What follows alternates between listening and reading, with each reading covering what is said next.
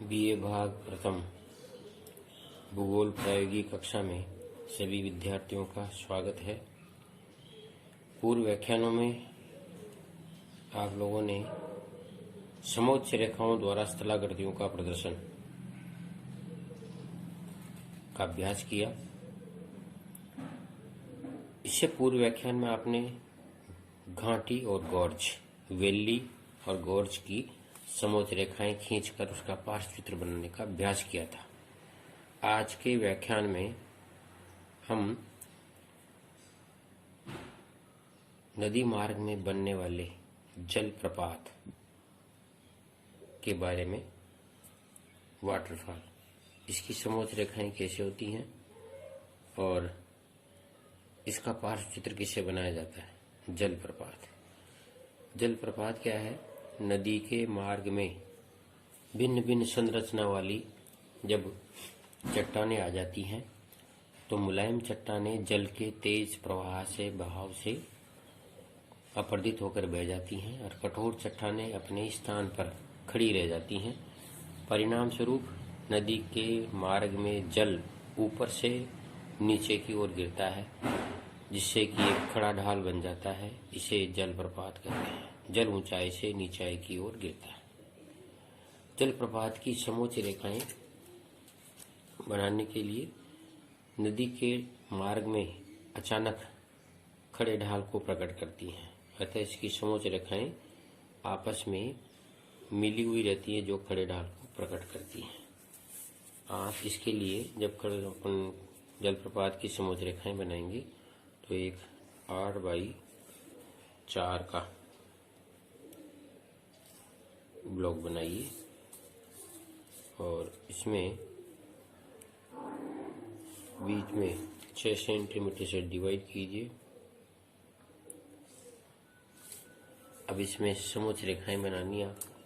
ए, B और काट रेखा भी खींचिए, जिससे कि हम स्पर्श बिंदुओं से, ये नदी की समोच्च रेखाएं हैं। नदी की समोच्च रेखाओं में अचानक खड़ा ढाल आ जाता है तो 2 या 3 समोच्च रेखाएं आपस में मिलती हैं, जो खड़े ढाल को प्रकट करती हैं।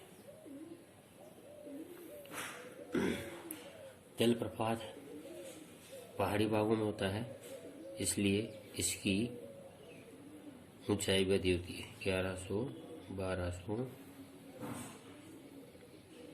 1300, 1400, 1500 और ये 1600, कुल 6 समोच्च रेखाएं हैं।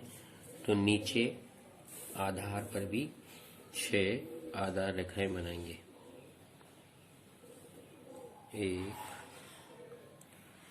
1 सेंटीमीटर या 0.8 सेंटीमीटर की ये रेखाएं होंगी। 4, 5, 6।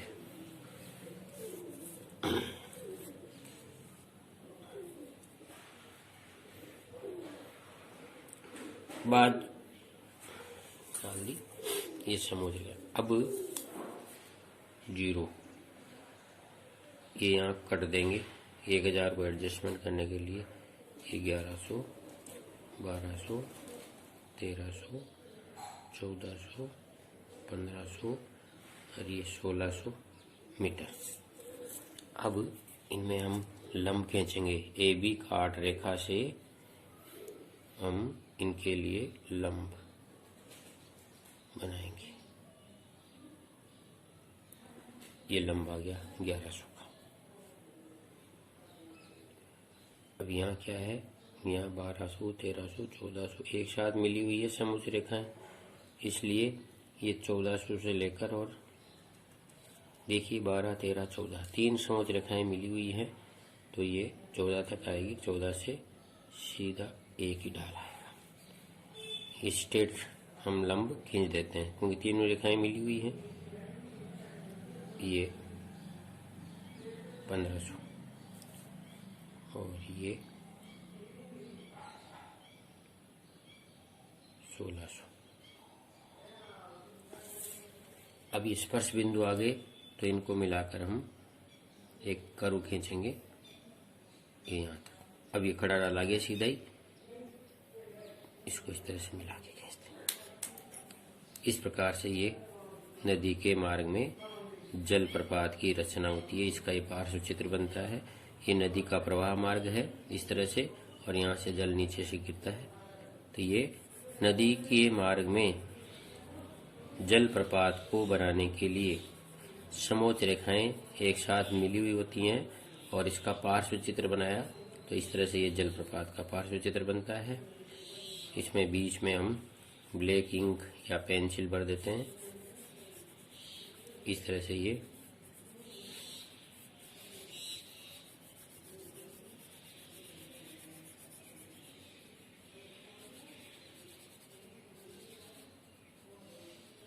एक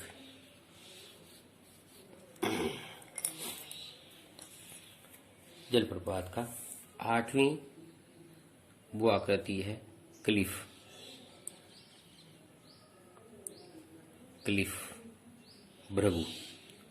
भृगु या क्लिफ क्या है? समुद्र के किनारे पर ऐसा तट किनारा जो कि लहरों के अपर्दन के कारण अंदर तक खोखला हो जाता है और तट जो है वो समुद्र में लटका हुआ प्रतीत होता है। तो इसकी समोच्च रेखाएं, क्योंकि समुद्र का तट अधिक ऊंचा नहीं होता है, इसके लिए समोच्च रेखाओं का अंतराल कम होता है और समुद्र की तरफ ये झुका हुआ रहता है। तो इसकी समोच्च रेखाएं बनाकर पार्श्व चित्र बनाएंगे।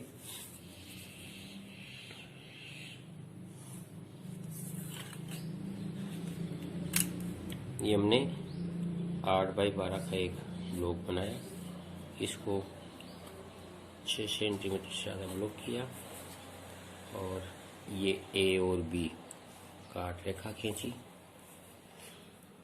ए और बी ये काट रेखा खींच दी। अब भृगु की समुद्र रेखाएं बनाएंगे तो अंतराल कम रखेंगे इसमें, क्योंकि समुद्र का किनारा तट ज़्यादा ऊंचा नहीं होता है, लगभग 500 मीटर की ऊंचाई तक होता है। इसलिए इसको हम 50 सेंटीमीटर के अंतराल पे जो है बनाएंगे।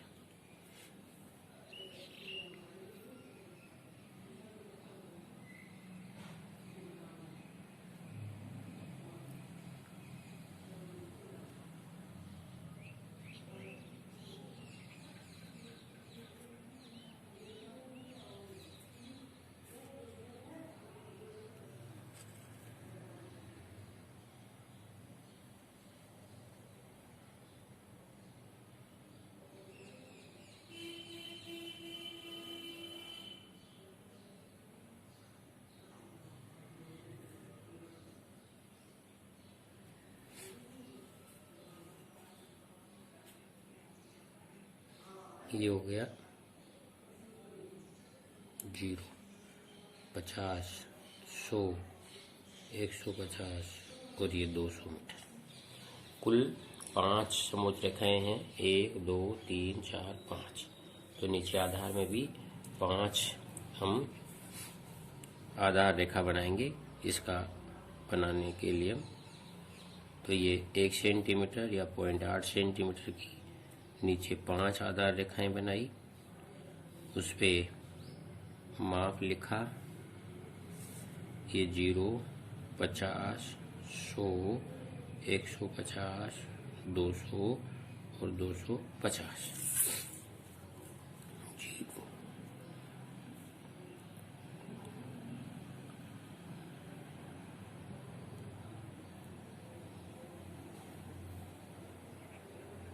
ये 250।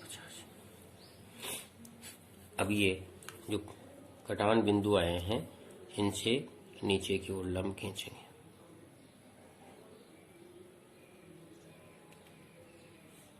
ये हो गया कितना का एक स्पर्श? 150 का। तो 150 का कि इसको छोड़ देंगे, ये 150। फिर ये है 200,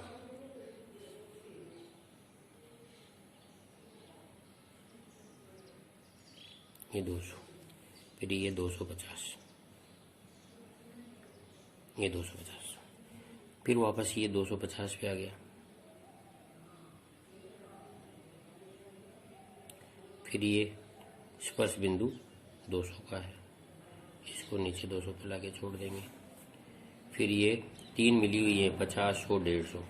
तो पहले तो हम इस स्पर्श बिंदु को 150 पर लाके छोड़ें,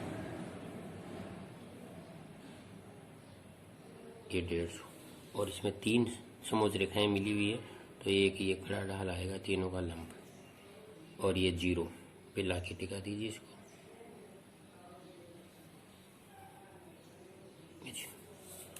अब मिलाएंगे इसको, तो ये इधर के स्पर्श बिंदु मिला दिए, ये ऊपर से अनुमान से लेते हुए तट का भाग, और ये इसको मिला दिया, और ये इसको मिला, ये होगा C, और इसमें बीच में पेंसिल भर दीजिए।